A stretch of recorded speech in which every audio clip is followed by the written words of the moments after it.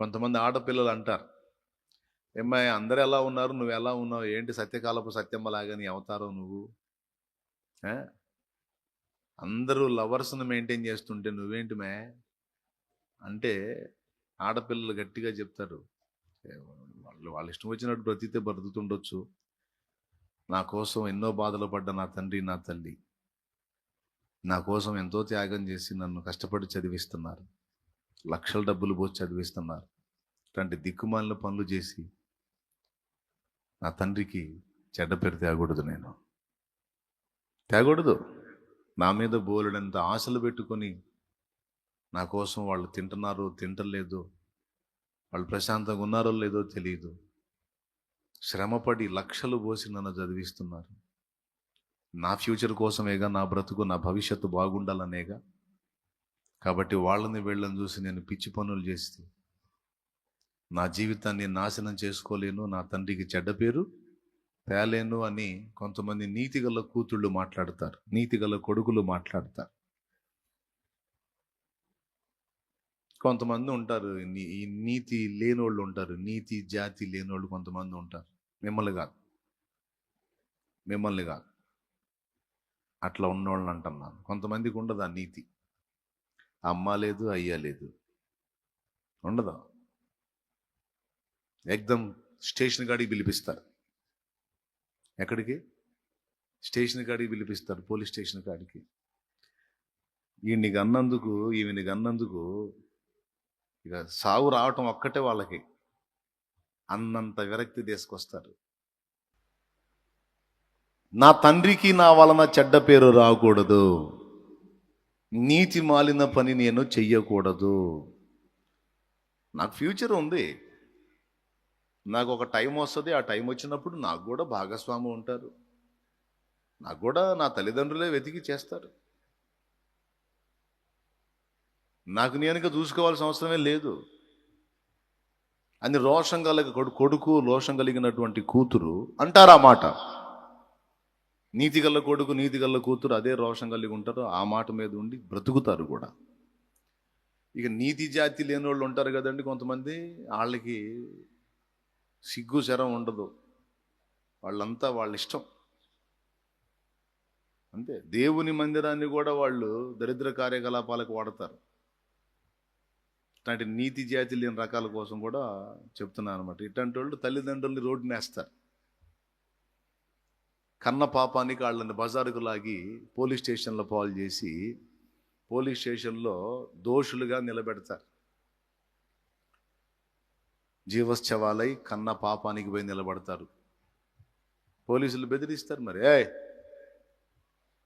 రమ్మండి, CI గారు రమ్మంటాడు, మిమ్మల్ని రండి అంటారు ఫోన్ చేసి.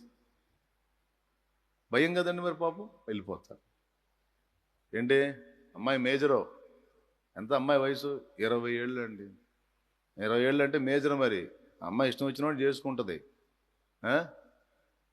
మరి ముందే చూసుకోవాలా. ఇప్పుడు ఏడుస్తూ ఉంటే ఎట్లా? నిలబడండి, ఫోటో దిగండి, మేము చేస్తున్నాం పెళ్ళి. ఆడపిల్లలు మగపిల్లలు సిగ్గు నీతి జాతి ఏదన్నా ఉంటే తండ్రికి తల్లికి మహిమ తెచ్చేటట్టు సత్ప్రవర్తన కలిగి బతకండి. అది లేకపోతే నీ ఇష్టం వచ్చినట్టు ఊరేగు. ట్రెండ్ అలా ఉంది, ట్రెండ్ అలా ఉంది, ట్రెండ్ అలా ఉంది అని ట్రెండ్లో బట్టి కొట్టుకుపోయేవాడు సచ్చిన చేపతో సమానం. సచ్చిన చేప ఏటిలో బట్టి కొట్టుకుపోతుంటుంది, కానీ బతికిన చేప ఏటికి ఎదురీదిద్ది.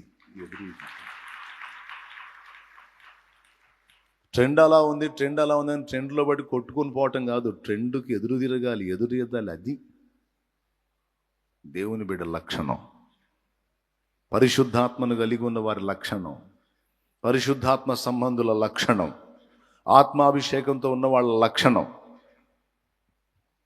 జాగ్రత్త. తర్వాత విషయం, బజారు పనులు చేసేది ఎవరు? బాధ్యత లేని పిల్లలు. బాధ్యత ఉన్నాడో తల్లిదండ్రిని బజారుకి ఏడవడో. బజార్లో తల్లిదండ్రిని గురించి నలుగురు ఘనంగా చెప్పుకునే ప్రవర్తన, అలాంటి బతుకుతాడు.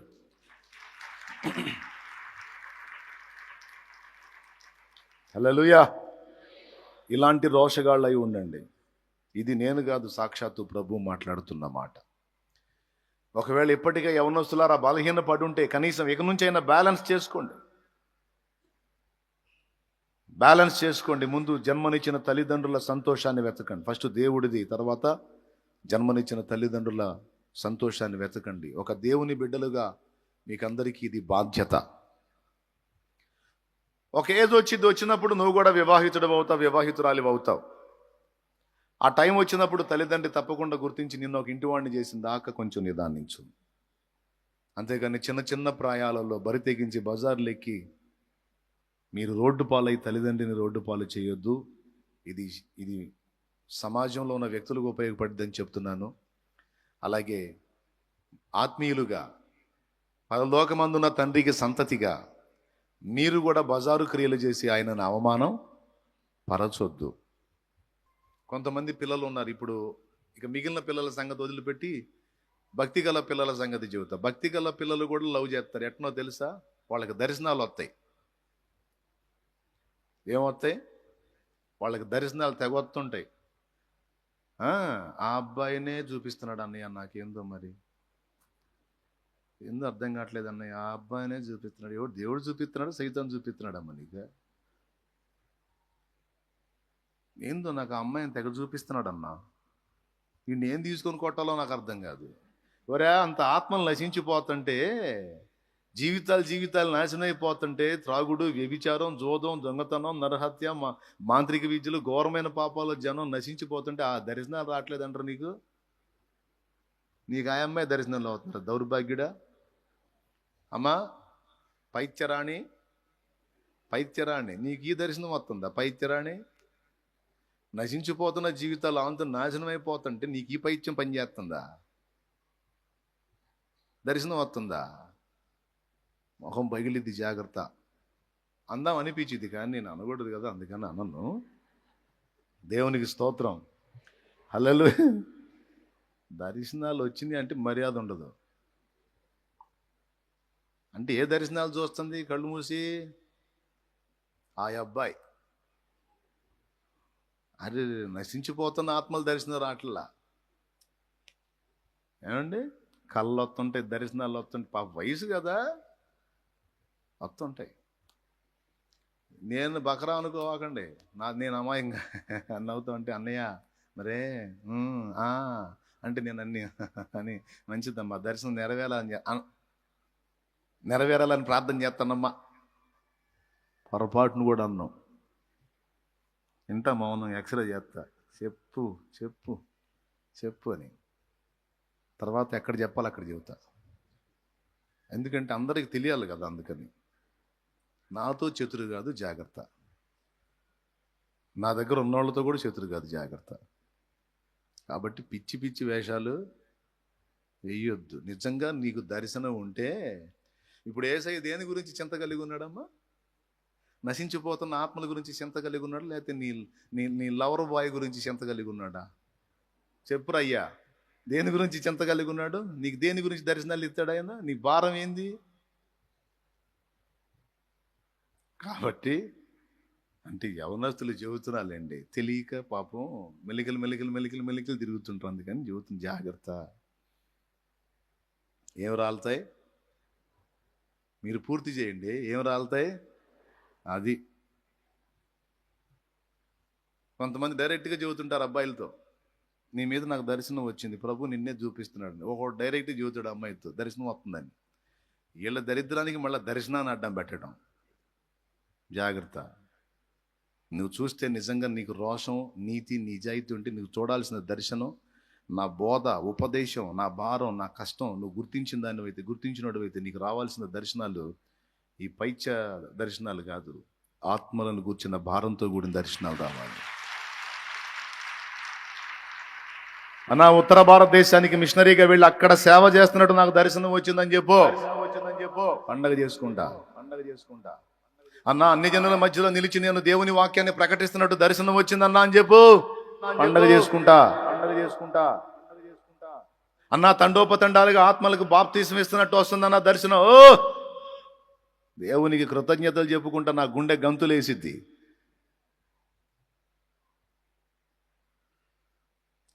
అన్నా వీధులలో నిలిచి నేను ప్రకటిస్తున్నట్టు దర్శనం వచ్చిందన్నా. అన్న ఫలానా ప్రాంతంలో నేను సేవ చేస్తున్నట్టు దర్శనం వచ్చిందన్నా. దేవుడు నాకు ఫలానా ప్రాంతాన్ని చూపిస్తున్నాడన్నా, అక్కడ ఆత్మలు నశించిపోతున్నాయన్నా అని చెప్పు పండగ చేసుకుంటా. అది రావాల్సింది, కలిగి ఉండాల్సిన విజన్ అది, కలిగి ఉండాల్సిన దర్శనం అది. పిచ్చి పిచ్చి పైచాలను ఎత్తికెక్కించుకొని శరీర సంబంధుల్లాగా దిక్కుమాల దర్శనాలు లేదు, పాడు లేదు. వీళ్ళ ఊహ. మన ఊహలో మన బ్రెయిన్కి ఒక పవర్ ఉంది. మనం ఏవైతే ఊహించుకుంటాం పిక్చరైజ్ చేసి మన కళ్ళకే చూపిస్తూ ఉంటాయి మన బ్రెయిన్లోని తలంపులు. దయచేసి నీకు 2 చేతులు ఎత్తి చెప్తున్నాను, నమస్కారం చేసి చెబుతున్నాను, ఇట్లాంటి దరిద్ర పనులు, దరిద్రపు ఆలోచనలు చేయొద్దు. మన దరిద్రానికి దేవుణ్ణి జోడించొద్దు. అది ఇంకా దరిద్రం. ఒక రకంగా చెప్పాలంటే పాపం కూడా. ఏదమ్మా కలిగి ఉండాల్సింది?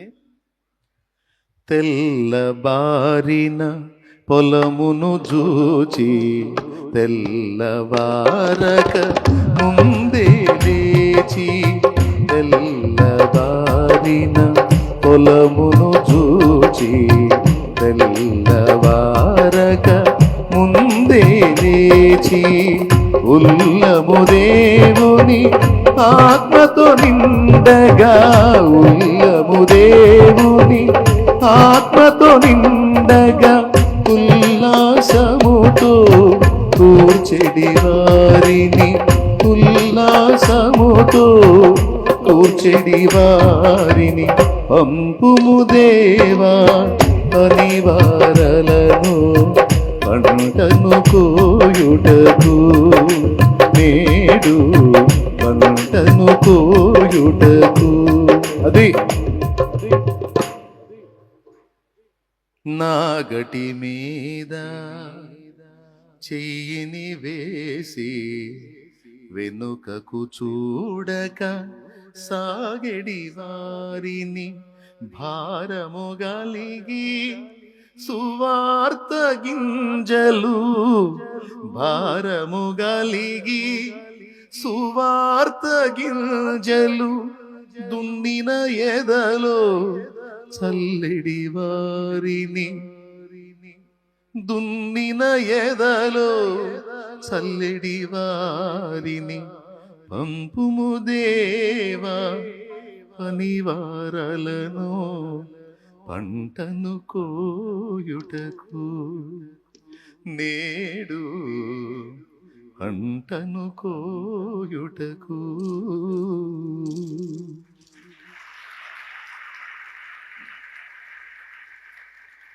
అదే చెప్పబోతున్నాను నేను, అదే చెప్పబోతున్నాను ప్రియులారా.